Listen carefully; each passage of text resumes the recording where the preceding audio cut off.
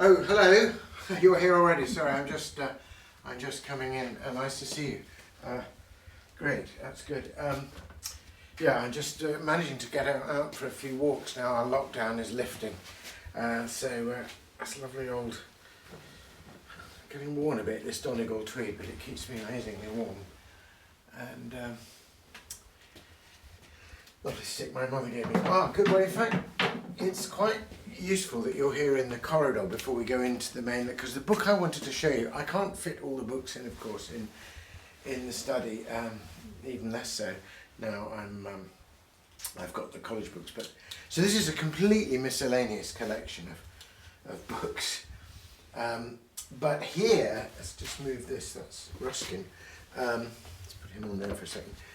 This is a little sequence of books. All the ones along here are by this wonderful woodcut artist, but also very fine essayist and writer, Robert Gibbings, who was a great figure of the early 20th century and ran a famous letterpress called the Golden Cockerel. But I wanted to show you this one.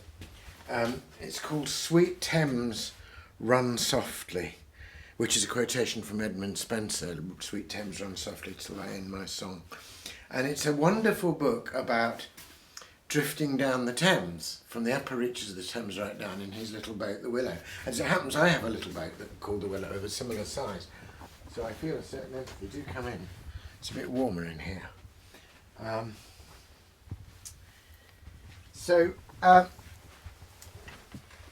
Now the Golden Cockerel Press, they did a famous, beautifully hand-printed edition of Chaucer with woodcuts, wood blocks, then used as printing, which he was a great accomplished master of, and helped to revive as a printing method. And they did a famous edition of the Four Gospels with Eric Gill. Now I don't possess those, and I could never dream of possessing those. Those are very, very expensive, rare, hand-printed books. But he made his art available a little more widely through other publishers. Still very beautiful. I mean, this is just the sheer precision of this. Look at this. He was a great naturalist as well, and his detailed observation of wildlife. And I love the way this flying duck here has then been reproduced in gold on the cover here. And this book was published right at the end of the 30s. In fact, it's in 1940, first published in 1940. So you think the beginning of the Second World War, the fears of the Blitz, the sense of destruction. Reprinted 1940 twice, 1941 three times. So this is a 1941 edition. And I think precisely because English liberty and the very integrity of our country was under a massive existential threat from the possibility of German invasion. But we didn't just want to, to concentrate on the details of the war. We wanted to remember what it was we were fighting to preserve and to sense the beauty and the fragility of the English countryside. So books like this were quite popular. There's an illustration of the little boat which he built himself, Willow, that he floats down the Thames. And of course, we think of the Thames as being, the great river that rolls through London, broad and brown and muddy and full of commercial shipping. But up in, Oxfordshire, it's quite a different thing altogether. It's this beautiful little river. So I wonder if I can just give you a sample of the sort of flavour of this book by reading you a short passage in which he's slept overnight in his boat and he's got up very early and he's paddling in the quiet in the upper reaches of the Thames. And he's an artist, of course. He's got an artist's eye for form and shape and colour. And here's a wonderful description of the movement of the sense of place and presence and light from the grey, dark, just pre-dawn up to when gradually colour begins to suffuse the landscape. He says, but I remember one particular morning. I had been moving with the current from the first glimmer of light. The water was like a mirror reflecting the grey of the sky. All I could see of the world was the rushes and their reflections on either side of the river.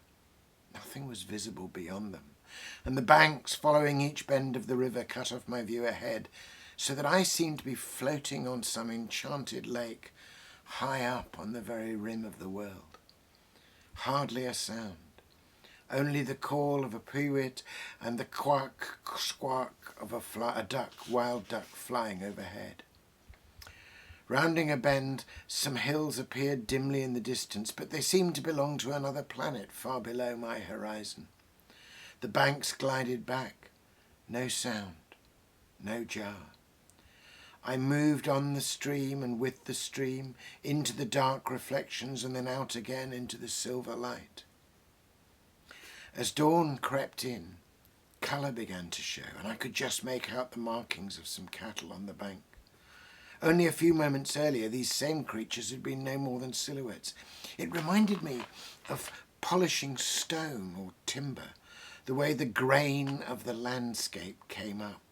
Willows and an occasional elm grey against the sky, clumps of purple loosestrife and willow herb standing out from the yellow ragwort and the pale comfrey that lined the banks. Then the fish which had been silent began to rise. Pitch-up, pitch-up. And there was none of the splitch sound that one hears in the evening when the trout and chub are in more playful humour and seem only anxious to drown the fly.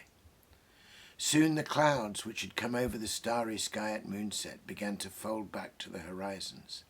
The sky turned to turquoise and gold streamers stretched up from where the sun would shortly rise. When I looked at the river again, I was moving down into that same valley from which an hour ago I had been so remote. It was dawn. I just think that's so lovely. The wonderful sounds he gives, the way he loves to name the particular plants he sees, the purple loosestrife and willow herb and yellow ragwort, and the way he gradually shows you. I love that image too, that things coming into view as a little bit more light comes is like polishing up the grain on stone or wood.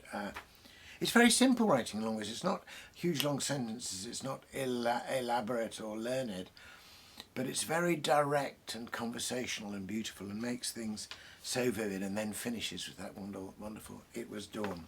So even as the fogs and wintry low light days and grim clammy cold weather come in, I'm going to sit comfortably in my warm study and read a book about drifting through English spring and summer down one of our most classic rivers by a great classic writer and a wonderful illustrator. It's going to be good. Thanks for dropping by.